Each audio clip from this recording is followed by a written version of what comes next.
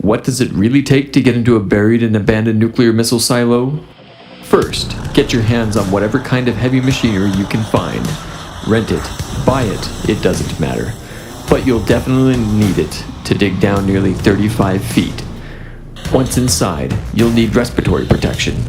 We bought surplus firefighter SCBA packs to make entry into the bunker that has been sealed for nearly 40 years. Bigger, heavy equipment may be needed. We bought a used 60,000-pound Hitachi excavator to make the digging faster. Get good at fixing your own equipment. It'll save you thousands of dollars, but be ready to put in some work. This mammoth of an excavator we named Thor. It not only helped us get into the launch control center, but also into the abandoned missile silo. The only way into the silo was through the 10-foot thick concrete walls nearly 35 feet below ground level. Then, a hole was cut through the floor of level 2, which led to the equipment area of level 3. Each level of the silo was left untouched after being decommissioned since October of 1983. While the missile silo is unusable in its current state, it does offer a unique subterranean adventure. For this reason, we shifted our focus back to the 3-level underground launch control center. Even the 7,000-pound blast doors still function after being greased. If you have kids, put them to work like we did. We had to remove hundreds of 5-gallon buckets fulls of dirt that had flowed into the control center after being buried. Next, removal of unneeded equipment had to be done. Thousands of pounds of steel radio communication cabinets, battery backup, and air handlers were removed by hand. A majority of this equipment had to be hoisted from level 3 to level 2 for removal. Once this equipment was moved to level 2, it was pushed and pulled outside. From there, we either pulled it out with a chain on a trusty little Toyota or hauled it out with a backhoe. Then, our plan was halted when disaster struck. This past weekend brought nearly 10 inches of rain to Vail. Currently, this July is the 4th wettest July on record. Our excavation had turned into a giant sinkhole during the monsoon season, allowing record-setting rain amounts to free flow into the control center. It is estimated that nearly 200,000 gallons of rainwater, mixed with mud and silt, flowed in over the summer monsoon. Level 3 of the control center was completely submerged, and level 2 was covered in nearly 2 feet of water. We put the $100 Harbor Freight submersible pump, rated at 1.5 gallons per minute, to the test over the following 2 months.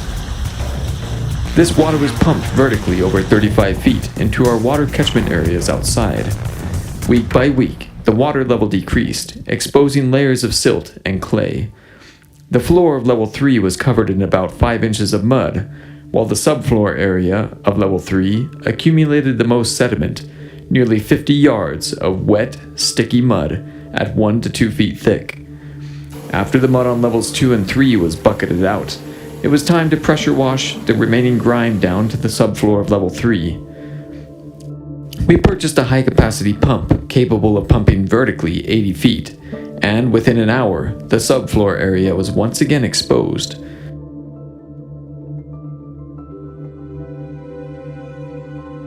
After being allowed to dry for nearly 6 months, the muddy mess was solid enough to remove with 5-gallon buckets.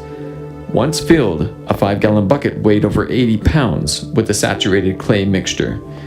We estimated over 2,000 buckets were hefted up the stairs and out of the launch control center by hand. We acquired a vintage double bank vault door and installed it in the decon room opening. Gaps were filled with plate steel, thus making it impossible for a massive flood inside of the control center to happen again. To break up the monotony of digging and hauling out buckets, we paid our fellow missile base owner, Mike, a visit. He had just made entry into his missile silo for the first time, and wanted to share with us in opening the blast door for the first time. Once you join the Missile Silo Owners Club, you've got built-in lifelong friends. When we got back to the bunker, we figured that we would try to open the escape hatch found on level 3. Come to find out, when decommissioned, someone had welded the escape hatch shut from the inside. Then concrete grout was poured in afterward. Now that the majority of our digging outside was done, it was time to say goodbye to our old friend Alice. She had found a good new home and was off to new adventures. These launch facilities had miles and miles of electrical and radio communications cables running through conduits. Our goal was to maximize the interior space of the control center, so we decided to eliminate the surplus of conduits and other ductwork. Levels 2 and 3 had the most material that needed to be removed. We began removing these thousands of feet of conduit like an onion, one layer at a time, using grinder cutoff wheels and sawzalls. Each piece of removed conduit was taken outside and hauled up to a metal pile. This project consumed over 30 sawzall blades and over 200 grinder cutoff wheels. Overall, it took nearly 6 months of weekly effort to remove all of the conduits found in the Launch Control Center, but after it was all removed, it definitely made it look more open and usable. Some of the large diameter conduits found in the short cableway, blast lock, and decon room were spared in order to show the massive scale of engineering of these structures. Most of the equipment found in the blast lock area was removed, including the hydraulic system which locked the doors. Many of the electrical boxes and other equipment was also removed to allow for more open space. Removal of all of this material will allow for a cleaner and bigger feel inside of the Launch Control Center as we paint it and make it livable. Just below the escape hatch on level 3, nearly 10 yards of dried concrete grout was built up. When the escape shaft was filled in with this material, it oozed out and dried on the subfloor of level 3. All of this grout is being jackhammered and removed to allow for more space for food and water storage in the subfloor area of level 3. The thousands of pounds of conduit that was accumulated in the excavation was then removed by using our tractor. Most of this metal will be scrapped, but some will be repurposed around the missile base in other projects.